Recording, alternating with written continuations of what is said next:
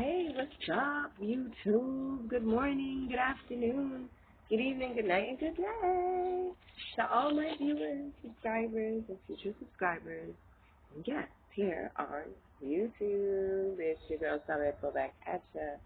DeVito. I like to say Sabeto. But I just wanted to get on, and I just overhear a conversation. And I think it's funny because a lot of people, they like to highlight the fact that they know they're right.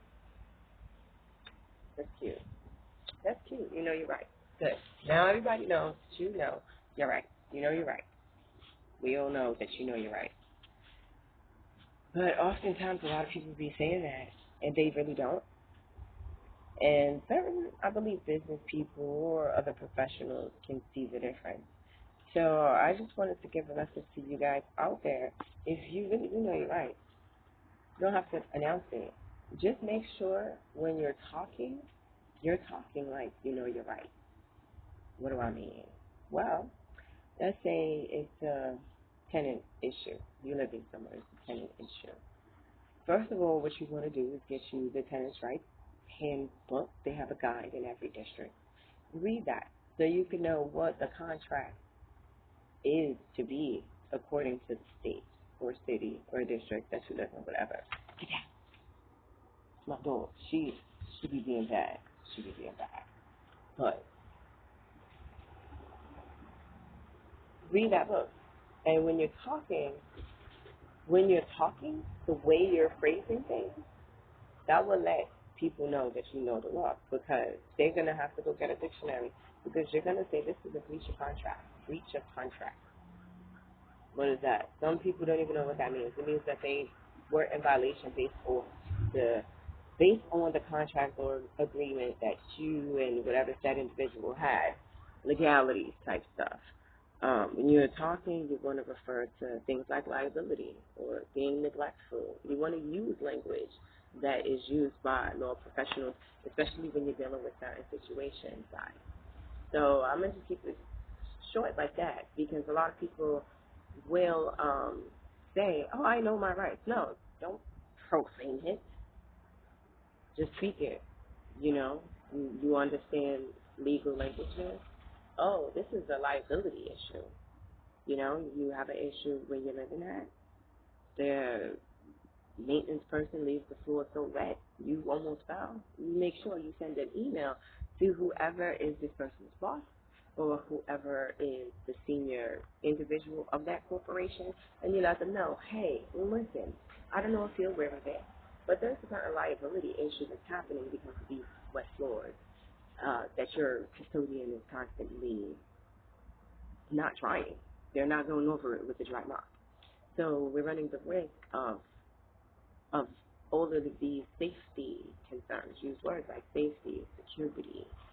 Use these terms opposed to saying, look, damn it, now if I fall out here, I'm going to sue you because I know my rights.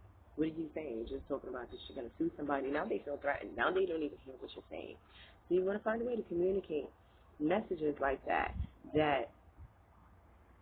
insinuate, yes, I know. Yes, I know my rights. Get down. Get down on it. Get down on it. Anyway, yeah, I get distracted like that. So you want to use those phrases and communicate things that insinuate this person. You want that person that you're talking to know on their own instinctively the way this person is talking to me. I'm looking at a lawsuit here, and trust me, if they're business and they're legit and they're professional, they're gonna respond.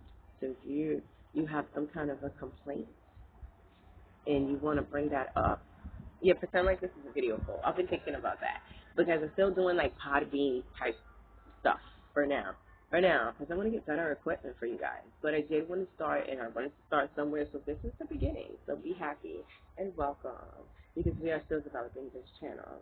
And again, just for those who know, you're going to see me a lot in the beginning, but then you'll start to see the collective we that I'm referring to. And anyway, back to the topic of speaking in a way that lets people know I know mine, so you don't have to declare it. You should never have to declare that. And if you're declaring it, just know that you're talking to somebody who either A, maybe doesn't respect you, B, they might not know their own rights, or C, you could be talking to an individual that basically is insulting your intelligence. They just don't think you're smart enough to know. So when you're using language, when you're talking to these people, use languages that let them know this person, I better pay attention to that person. This person, I better act right. I better make sure when this person comes to my establishment, when this person comes around, I better be in my right mode because there are liability issues. I'm neglecting things and they can sue me. So use those terms when you're talking. Somebody comes to you, you live in New York. Then a lot of places don't want you to rent a pet.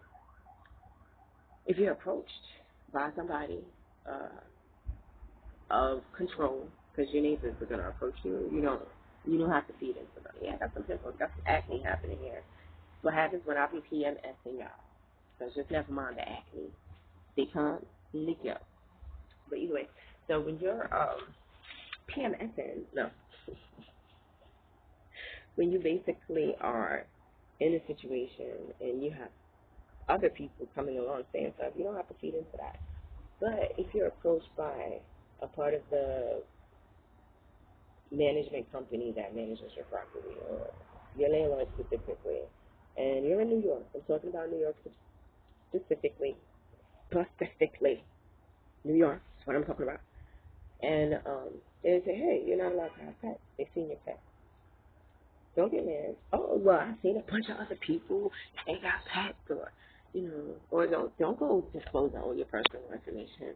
Oh, I got pet therapy. That's like you telling me I can't have my medicine. No. I say, I know. I'm aware of that. What they don't know is if they don't react in 6 months' time, I believe it's before 6 months, but as long as you have held your pet notoriously for more than 6 months in New York, they can't tell you have to get rid of it. They can't. Because what they will have to do is, if they want you and your pet to go out, they will have to take immediate court action. Immediate court action. So for all those pet lovers in New York, don't get rid of your pet. Wait until you go to court. Wait it out. And trust me, people think, oh, service dogs are for blind people. No, there's emotional support dogs. I have them. Because I be needing emotional support. I be all by myself emotionally. I be like, come here, sunshine. Come here, sunshine. Come here. Oh, what is the baby? Oh, what is the baby? Come here. My tough girl. Yeah, they live in peace. My pets live in peace. Right? We all be all together. I'm not going to do any more than that. But, you get my point. They make me smart. See how big my foot. Get down. Stop. No, it's not cool. See, she wants to be on the furniture out here. Get down. Get down. She's bad. She can't be up there. Because then she starts acting up. Like really. She really starts acting up. She can't be up there. Then you have to spend time with them and talk to them. They do make me happy. So if you have pets and they make you happy and you go to therapy, you make sure you keep talking about it. Because all 3-year-olds, they're going to make some reference of a pet, even if they don't identify it. And when you really decide to pursue pet therapy or service dog papers, you'll have the support of professionals. And at the end of the day, when it comes to issues like that, even in states that could be very strict with the pet laws, they have to accommodate you. Accommodation is real. I mean, even if you contact public assistance, they have special reasonable accommodations because they know some people have panic attacks. They know some people have very severe anxiety disorders. I have panic attacks.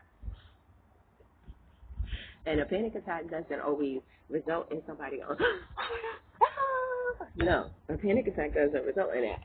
A panic attack sometimes could be you just acting inappropriately at a particular time. You might not, you're so overwhelmed by the vibe, the vibration, the frequency that you're being receptive of. Like we're antennas. So you're receiving all of this, but you don't know how to act. It's not things well. It's not you. Now you stuttering. Maybe you look shaky. Sometimes I get real shaky. I be like shaking. I be shaking like I'm a chihuahua in the cold. But the best part of it all is The fact that you don't necessarily have to proclaim, you're right. That should never necessarily be something that you proclaim. The way you talk and how you deliver and the vocabulary in which you choose to use while you're delivering messages about in relation to your rights, still not. You're liable for this. If I fall, this is an accidental death. That's the civil. So accidental death result in pain sometimes, especially if you slip and fall in a public place. You slip and fall in somebody's property and you die, your relatives can actually go forward and sue this place or whoever did the mopping and the company in regards to that safety issue.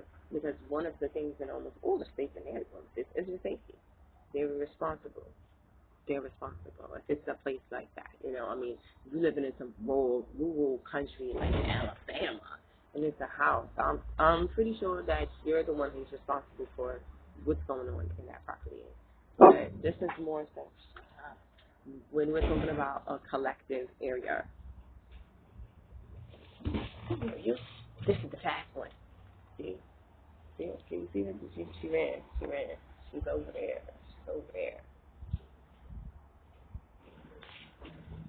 Animal life. Gotta love it. Gotta love nature. And I only have the cats. I have the cats because when you move into certain houses, they have mice. I have a problem with that. I have a fear of them. So I'm not playing around with them. You want me to get rid of my cat? You want me to get rid of my cat? Then get rid of your mice. Because I didn't come here with mice. I didn't move in with hamsters in a cage that got loose. I didn't have lab rats in a cage that got loose.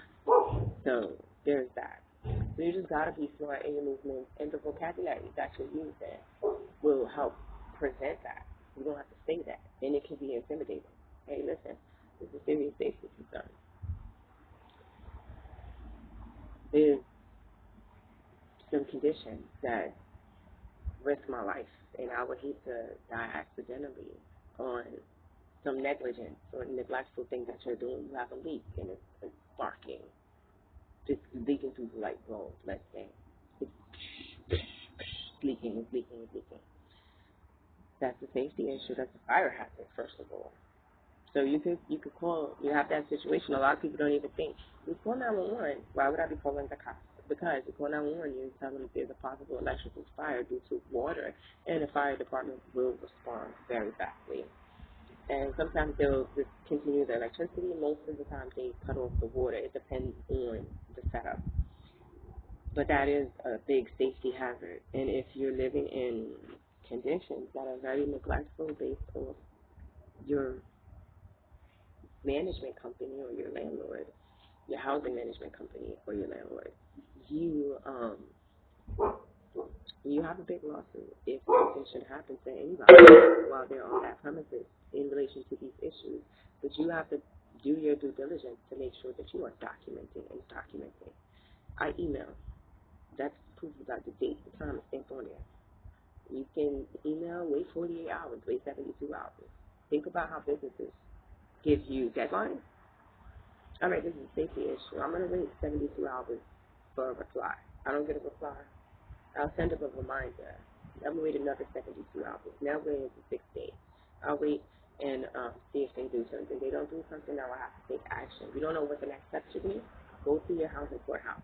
They have lots of information. Look for the tenants' rights guidelines. But in your face, other places, even if you're in public, like a lot of people like to know the Constitution. There are a lot of your rights are boom there. What you can and can't do, and what you should and shouldn't be doing as you're walking around. And certain other legalities, the right to bear arms, the tax stipulations, who's paying taxes, voting rights. These are all there in the Constitution. Nobody sits and takes the time to read about the First Amendment, the Second Amendment, the Third Amendment. People know the amendments that are near and dear to them and their situation. But you want to at least be familiar with the language on there. That way when you are talking, you don't have to proclaim, I know my rights. No, you're talking, and the language that you're using is going to indicate this person knows some shit. I'm not playing. So I don't want to get sued. I don't think they are. I'm gonna ask. That way, when you are bringing up issues, they're valid claims. You're not bringing in petty issues to the table. Oh, if it's important to me, it's not petty. If it's not really illegal, something that people could get sued for, you're not gonna get a response. All right. Oh, this door doesn't close right. This doesn't close right. This door. So I'm not happy with it. But the door is not hanging off the hinges. The door, or it's a squeaky door. It's nothing that can be harmful to you, and it's something that you can fix. So there are things like that to consider, and also just being aware of what it means to be neglectful, what it means to be held liable, what these terms mean. People get car insurance, they get liability insurance, and they're like, well, what's the liability insurance? Oh, it just means that if the accident's my fault, then I'm okay. Like, I can get my money. Yeah, but what is liability? Do you know what that is? No, a lot of them don't. So, people. I didn't want to get on and jump. I just wanted to jump on and say that because of the fact that I heard this conversation, and I wanted to laugh. They wasn't talking to me. I should have been minding my business.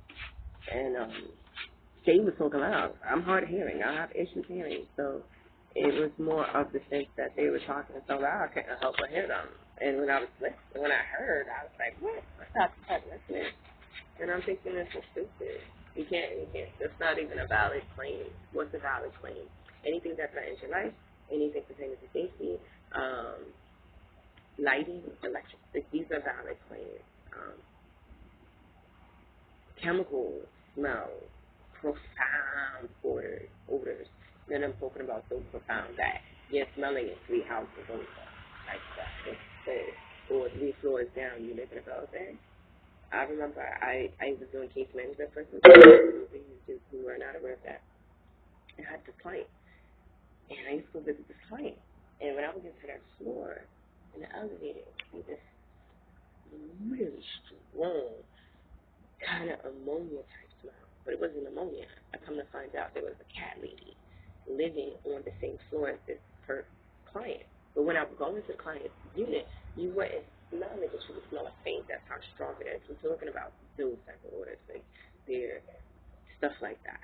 Those are things that you can bring up. And 90% of the time, if it's that bad, you're not going to be the only one who's bringing that up. So this is it for our YouTube video phone chat. I want to do a live feed. I'm trying to figure that out. Thank you to everybody who has been liking and subscribing, and thank you for watching this developmental stage early on. I don't know. I might just leave these up even as time progresses, just to show the difference that in the quality, and just to come monitor the growth of how these videos develop and what I'm able to produce and bring here for you guys, and what other people join us. That would be something that we'll see. With that said, I'm not going to keep rambling on and on and on and on and on. So the basic bottom line message is, don't walk around saying that you know you're right. Talk like you do, so you don't have to proclaim it. Right? Don't talk about it, be about it. It should go so that's closer and out.